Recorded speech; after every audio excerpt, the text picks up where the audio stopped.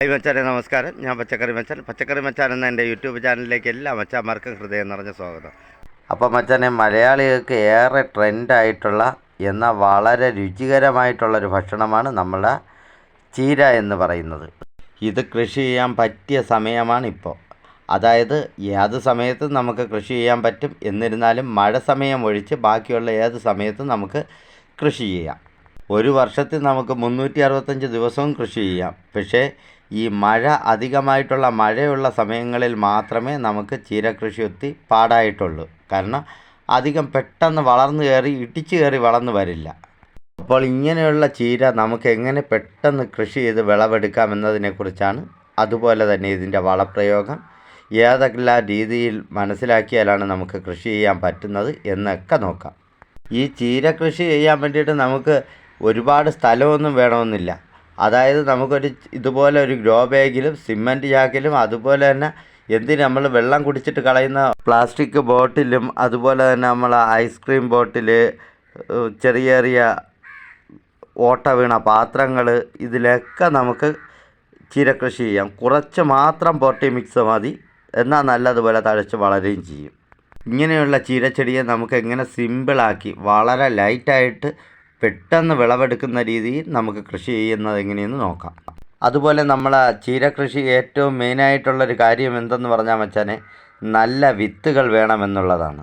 അത് മൂപ്പെത്തിയ വിത്തായിരിക്കണം, അതുപോലെ തന്നെ നല്ല ഉണങ്ങിയ വിത്തായിരിക്കണം, ഉണക്ക് പാകത്തിനായിരിക്കണം. ഇതൊക്കെ നോക്കി വേണം നമ്മൾ വിത്ത് സെലക്ട് ചെയ്യാൻ കൃഷിക്കായിട്ട്. അപ്പോൾ ഇങ്ങനെയുള്ള വിത്തുകൾ നമുക്ക് ചീര കർഷകരുണ്ട്, അവരെ കയ്യിൽ നിന്ന് കിട്ടും. ഇല്ല എന്നുണ്ടെങ്കിൽ നമ്മളെ കാർഷിക സർവകലാശാലയിൽ നിന്ന് നമുക്ക് കിട്ടും. കൃഷിഭവനുകൾ, വിത്തുൽപാദന കേന്ദ്രങ്ങൾ, അതുപോലെ തന്നെ ഈക്കോ ഷോപ്പുകൾ, ഇവിടെ നിന്നൊക്കെ നമുക്ക് അത്യുൽപാദന ശേഷിയുള്ള ചീര വിത്തുകൾ കിട്ടും. അതായത് നമ്മൾ ഈ തൃശ്ശൂർ മണ്ണുത്തി കാർഷിക സർവകലാശാല, അതുപോലെ തന്നെ തിരുവനന്തപുരം വെള്ളായണി കാർഷിക സർവകലാശാല, അതുപോലെ തന്നെ വിത്തുൽപാദന കേന്ദ്രങ്ങൾ, ഇവിടെയൊക്കെ തിരക്കി കഴിഞ്ഞാൽ നമ്മുടെ കേരള കാർഷിക സർവകലാശാല പുറത്തിറക്കിയിട്ടുള്ള അത്യുൽപാദന ശേഷിയുള്ള രോഗപ്രതിരോധ ശേഷി കൂടുതലായിട്ടുള്ള നമ്മൾ അരുൺ എന്ന് പറയുന്ന ഒരു വിത്തിനം കിട്ടും. ഇനി പച്ച കളർ ചീരയാണ് നിങ്ങൾക്ക് നടാൻ ഉദ്ദേശിക്കുന്നതെങ്കിൽ നമ്മളെ കാർഷിക സർവകലാശാല പുറത്തിറക്കിയിട്ടുള്ള ഇതുപോലുള്ള CO1 എന്ന് പറയുന്ന ഒരു വെറൈറ്റി ഇനമുണ്ട്. ഇത് നല്ല പൊക്കത്തിൽ വളരുകയും ചെയ്യും, അതുപോലെ തന്നെ നിറയെ ഇലകളും ഉണ്ടാവും.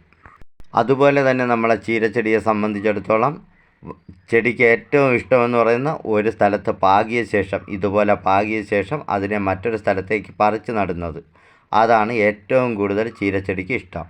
അപ്പോൾ ഇതുപോലെ ഒരു ഗ്രോ ബാഗോ വല്ല കന്നാസ് കട്ട് ചെയ്തതോ ഒക്കെ ഉണ്ടെങ്കിൽ നമുക്ക് അതിലോട്ട് ചീര വിത്തുകൾ പാകി നല്ലതുപോലെ പൊടിപ്പിക്കാം. അതുപോലെ തന്നെ ചീര നമ്മൾ വിത്ത് പാകുന്ന സമയത്ത് ഏറ്റവും കൂടുതൽ നമ്മൾ ശ്രദ്ധിക്കേണ്ടത് ഉറുമ്പുകളെയാണ്. ഈ ഉറുമ്പിന് നമുക്ക് ചീര വിത്ത് തന്നെ വേണമെന്നില്ല. അതിന് ധാന്യവസ്തുക്കൾ എന്തെങ്കിലും പൊടിച്ച് ഇതോടൊപ്പം ചേർത്ത് നമ്മൾ പാകിക്കഴിഞ്ഞാൽ ചീര വിത്ത് പൊടിച്ചു വരുമ്പോഴേക്കും ഈ ധാന്യവസ്തുക്കളെയും പറക്കി ഉറുമ്പ് സ്ഥലം വിടും. അപ്പോൾ ചീര പൊടിച്ചും വരും. അപ്പോൾ റവ അല്ലെങ്കിൽ അരിപ്പൊടി ഇവയൊക്കെ നമുക്ക് ഇതോടൊപ്പം മിക്സ് ചെയ്ത് പാവുകയാണെങ്കിൽ ഉറുമ്പിൻ്റെ ശല്യം നമുക്ക് പേടിക്കേണ്ടതില്ല. ഇനി ചീര പൊടിച്ച് വന്നു കഴിഞ്ഞാൽ പിന്നെ അതിലേക്ക് ഉറുമ്പിൻ്റെ ശല്യം അധികമായിട്ട് കാണില്ല. അപ്പോൾ നമുക്ക് വിത്ത് എങ്ങനെയാണ് പാവുന്നതെന്ന് നോക്കാം. ആദ്യം അതാണല്ലോ പ്രധാനം.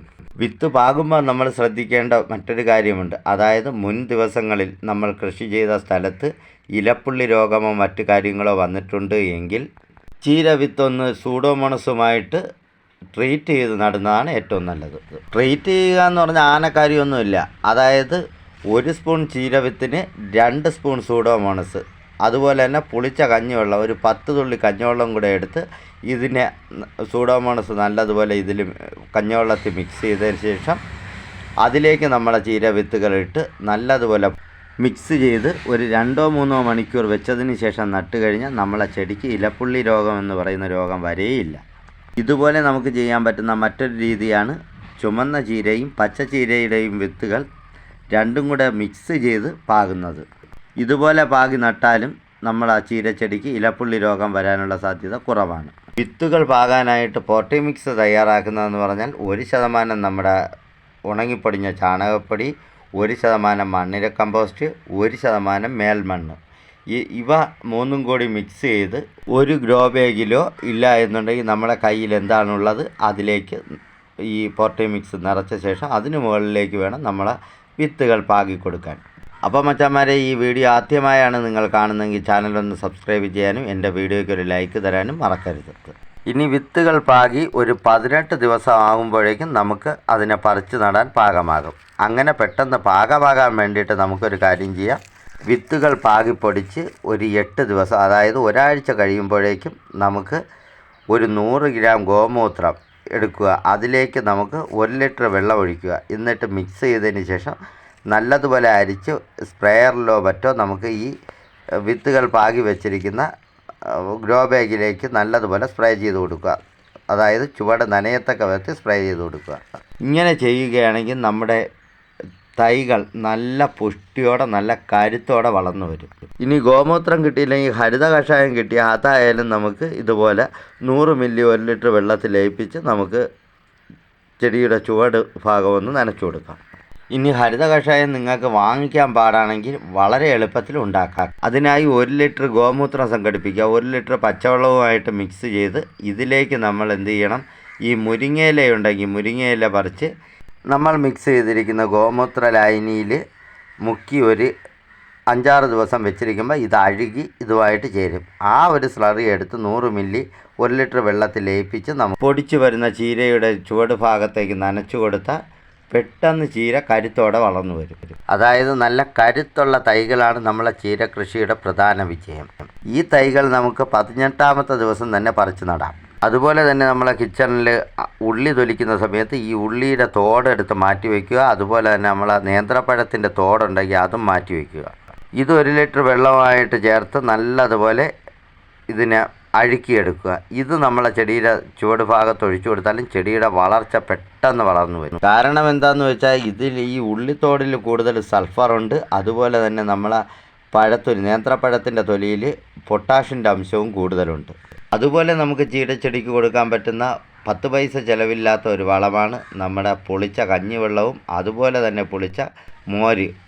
ഇതും കൂടി മിക്സ് ചെയ്ത് 1 ലിറ്റർ വെള്ളത്തിൽ ലയിപ്പിച്ച് നമ്മളെ ചെടിയിലേക്ക് കുടഞ്ഞു കൊടുത്താലും നല്ല ഗ്രോത്തോടു കൂടി ചെടി പൊടിച്ച് വളർന്നു വരും. കാരണം ഇതിനകത്ത് പ്രോബയോട്ടിക് ബാക്ടീരിയ ഉണ്ട്. അതുപോലെ തന്നെ നമുക്ക് ഹെൽപ്ഫുള്ളായിട്ടുള്ള ഒരുപാട് ബാക്ടീരിയകൾ ഇതിൽ അടങ്ങിയിട്ടുണ്ട്. അപ്പോൾ ഇതുപോലുള്ള സൂക്ഷ്മാണുക്കളുടെ അളവ് മണ്ണിൽ കൂടുന്നതോടൊപ്പം നമ്മളെ ചെടി നല്ല പുഷ്ടിയോടെ വളർന്നു വരും. മാത്രവുമല്ല ഈ ചീരയ്ക്ക് നല്ല ടേസ്റ്റും ആയിരിക്കും കറി വെച്ചാൽ. അപ്പോൾ നമ്മുടെ ചീരകൃഷി എന്ന് പറഞ്ഞാൽ വളരെ പെട്ടെന്ന് ഈൽഡ് കിട്ടുന്ന ഒരു കൃഷി രീതിയാണ്. അതുകൊണ്ട് തന്നെ ഒരാഴ്ചയിൽ 2-3 തവണ തന്നെ നമ്മൾ ഇതുപോലുള്ള ചിലവില്ലാത്ത വളങ്ങൾ ചെടിക്ക് കൊടുത്തു കഴിഞ്ഞാൽ പെട്ടെന്ന് ചെടി വളർന്നു വരും. അപ്പോൾ നമ്മൾ ചീരകൃഷി ചെയ്യുമ്പോൾ പ്രധാനമായും ശ്രദ്ധിക്കേണ്ടതെന്ന് പറഞ്ഞാൽ ചീരയുടെ വേരുപടലം എന്ന് പറഞ്ഞാൽ ചെറിയ വേരുപടലമാണ്.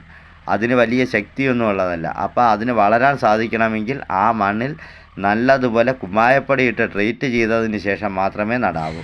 അതിനായി നമുക്ക് ഒരു ഗ്രോ ബാഗിലേക്കാണെങ്കിൽ 30 ഗ്രാം മുതൽ 40 ഗ്രാം വരെ കുമ്മായപ്പൊടി ചേർത്ത് ഇളക്കുകയോ 1 സെൻറ്റിലേക്കാണെങ്കിൽ ഒരു 3 കിലോഗ്രാം വരെ കുമ്മായപ്പൊടി ചേർത്ത് നല്ലതുപോലെ മിക്സ് ചെയ്ത് ഇളക്കി നനയും കൊടുത്തിട്ടതിന് ശേഷം മാത്രമേ ചീരച്ചെടി നടാവൂ. ഇനി മണ്ണ് ട്രീറ്റ് ചെയ്യാതെ നട്ടവർക്ക് മുട്ടത്തോടുണ്ടെങ്കിൽ അത് നല്ലതുപോലെ ഉണക്കി മിക്സിയിൽ പൊടിച്ചിട്ട് ഈ ചീര നട്ടിരിക്കുന്ന പണയിലേക്ക് നമുക്ക് വിതറിക്കൊടുക്കാം. ഇല്ലെങ്കിൽ നമ്മൾ ആ ഗ്രോ ബാഗിലേക്ക് വിതറിക്കൊടുക്കാം.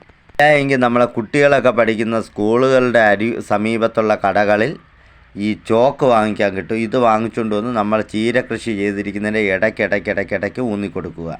അങ്ങനെ ചെയ്താലും നമ്മളെ മണ്ണിനെ വളരെ സാവധാനത്തിൽ ട്രീറ്റ് ചെയ്തെടുക്കാൻ പറ്റും. അതുപോലെ തന്നെ പച്ചച്ചാണകം കിട്ടുമെങ്കിലും ഗോമൂത്രം കിട്ടുമെങ്കിലും 1 കിലോ പച്ചച്ചാണകം 1 ലിറ്റർ ഗോമൂത്രം ഇവ രണ്ടും കൂടി സമം മിക്സ് ചെയ്ത്, ഇനി നിങ്ങൾക്ക് പച്ചച്ചാണകവും ഗോമൂത്രവും കിട്ടുമെങ്കിൽ 1 ലിറ്റർ ഗോമൂത്രം അതുപോലെ തന്നെ 1 കിലോ പച്ചച്ചാണകം ഇത് രണ്ടും കൂടി മിക്സ് ചെയ്ത് 10 ലിറ്റർ വെള്ളത്തിൽ ലയിപ്പിച്ച് നമ്മുടെ ചെടിയുടെ ചുവട് ഭാഗത്തേക്ക് തളിച്ചു കൊടുക്കാം. അത് ഒരാഴ്ചയിൽ 1-2 പ്രാവശ്യം നമുക്ക് ചെയ്തു കൊടുത്താലും പെട്ടെന്ന് ചീരച്ചെടി വളർന്നു വരും.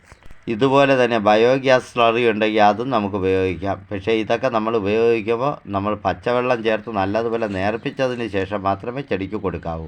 അതുപോലെ നമ്മളെ ചീരച്ചെടി പെട്ടെന്ന് വളർന്നു വരാൻ സഹായിക്കുന്ന മറ്റൊരു വളമാണ് നമ്മളെ മീൻ വളം. ഇതുണ്ടാക്കാൻ വളരെ എളുപ്പമാണ്. ഇതിനായി നമ്മുടെ വീട്ടിൽ ഉപയോഗിക്കുന്ന മീനിൻ്റെ വേസ്റ്റ് എടുത്ത ശേഷം അത്ര തന്നെ അളവിൽ പച്ച ചാണകവും ഇല്ല എന്നുണ്ടെങ്കിൽ സീമക്കൊന്നയുടെ ഇലയും സമം ചേർത്ത് മിക്സ് ചെയ്തൊരു പാത്രത്തിൽ മാറ്റി അടച്ചു വെച്ചിരുന്നാൽ ഇത് നല്ലൊരു ജൈവവളമായി മാറും.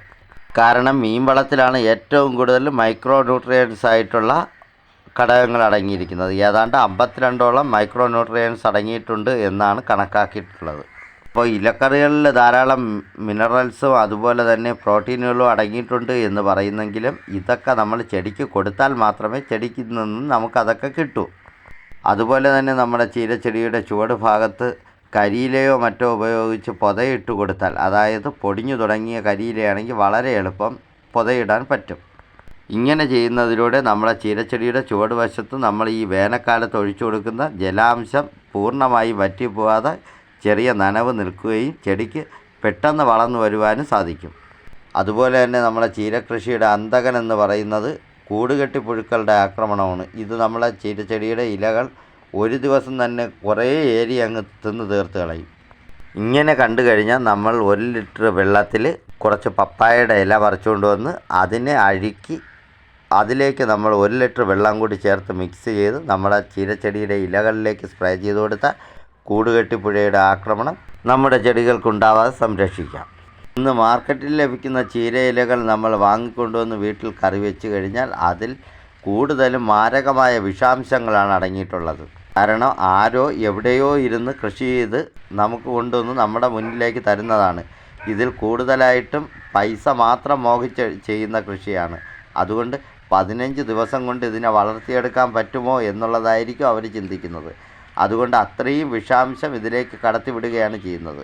അതുകൊണ്ട് തന്നെ വളരെ സിമ്പിളായി നമുക്ക് ഇതുപോലെ കൃഷി ചെയ്ത് കഴിഞ്ഞാൽ നമ്മളെ വീട്ടാവശ്യത്തിനുള്ള ചീരയും നമുക്ക് പരിസരങ്ങളിൽ കൊടുക്കുവാൻ പറ്റുന്ന ചീരയും നമുക്ക് ഉണ്ടാക്കിയെടുക്കാം. അപ്പോൾ ഇതൊരു നല്ല അറിവായിരിക്കുമെന്ന് തന്നെ വിശ്വസിക്കുന്നു. അപ്പോൾ ഈ വീഡിയോ ഇഷ്ടപ്പെട്ട വീഡിയോയ്ക്ക് ഒരു ലൈക്ക് തരാനും എൻ്റെ ചാനൽ ആദ്യമായാണ് കാണുന്നത് ഈ ചാനലൊന്ന് സബ്സ്ക്രൈബ് ചെയ്യാനും മറക്കരുത്. സബ്സ്ക്രൈബ് ചെയ്യുമ്പോൾ അതിന് മുകളിലുള്ള ബെല്ലൈക്കൺ ഒന്ന് പ്രസ് ചെയ്ത് അതിൽ ആളെന്ന ബട്ടൺ സെലക്ട് ചെയ്ത് കഴിഞ്ഞാൽ ഞാനിടുന്ന വീഡിയോകൾ അപ്പം നിങ്ങൾക്ക് നോട്ടിഫിക്കേഷനായി ലഭിക്കുന്നതാണ്.